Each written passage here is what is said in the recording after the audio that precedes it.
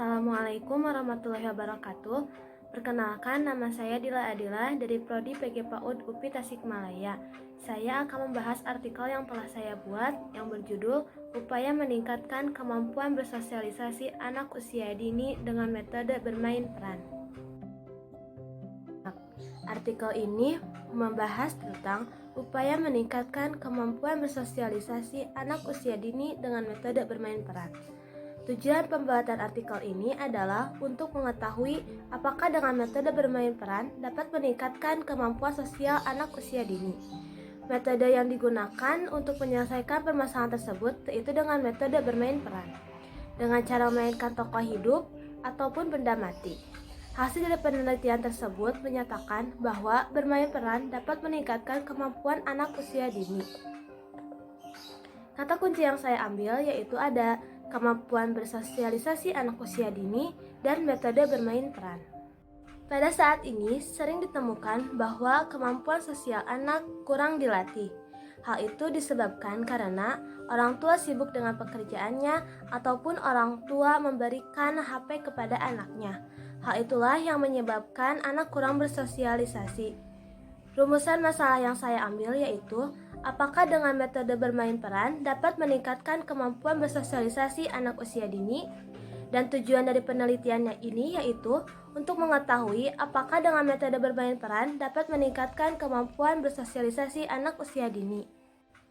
Menurut Charles, dalam Sutario 2004, sosialisasi adalah proses ketika individu mendapatkan kebudayaan kelompoknya dan menginternalisasikan sampai tingkat tertentu norma-norma sosialnya, sehingga membimbing orang tersebut untuk memperhitungkan harapan orang lain.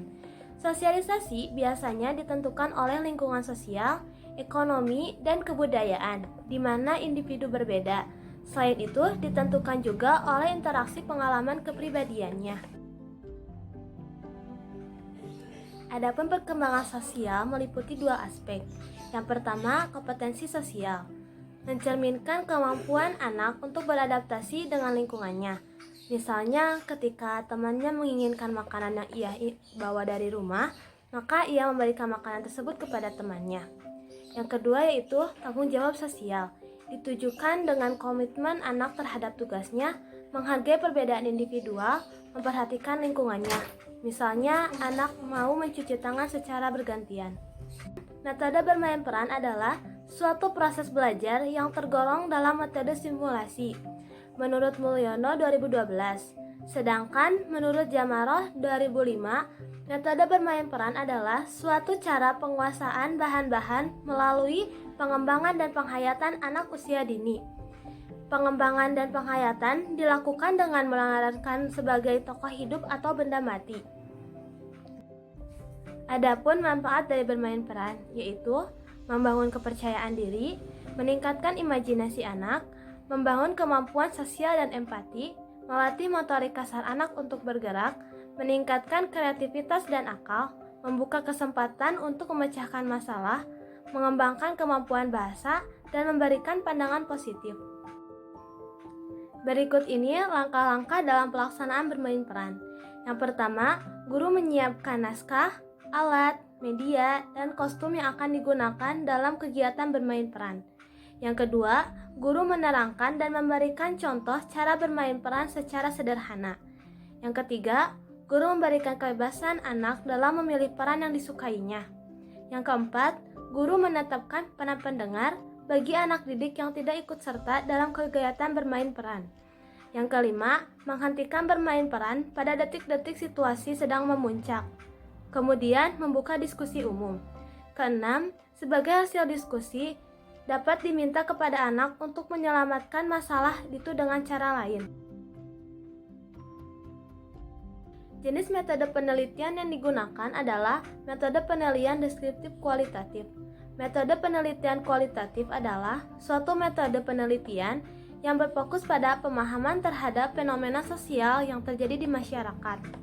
Penelitian ini berangkat dari data, memanfaatkan teori yang ada sebagai bahan penjelas yang berakhir dengan sebuah teori. Data bersumber dari buku-buku serta artikel-artikel yang terkait dengan meningkatkan kemampuan sosial anak usia dini dengan metode bermain peran. Setelah data terkumpul, langkah selanjutnya ialah pengolahan data sesuai dengan jenis kebutuhan tujuan penelitian. Saya mereview 2 artikel, dan hasil penelitiannya menyatakan bahwa dengan metode bermain peran dapat meningkatkan kemampuan sosial anak usia dini. Indikator kinerja dalam penelitiannya yaitu bekerja sama dengan teman dalam kelompok ketika melakukan kegiatan, berkomunikasi dengan orang yang ditemuinya, mendengarkan dan berbicara dengan orang dewasa, dan berani bertanya dan menjawab pertanyaan.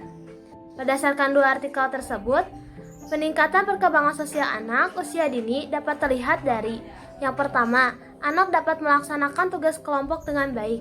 Bisa dilihat saat memerankan perannya masing-masing dan bisa bekerja sama dengan lawan mainnya.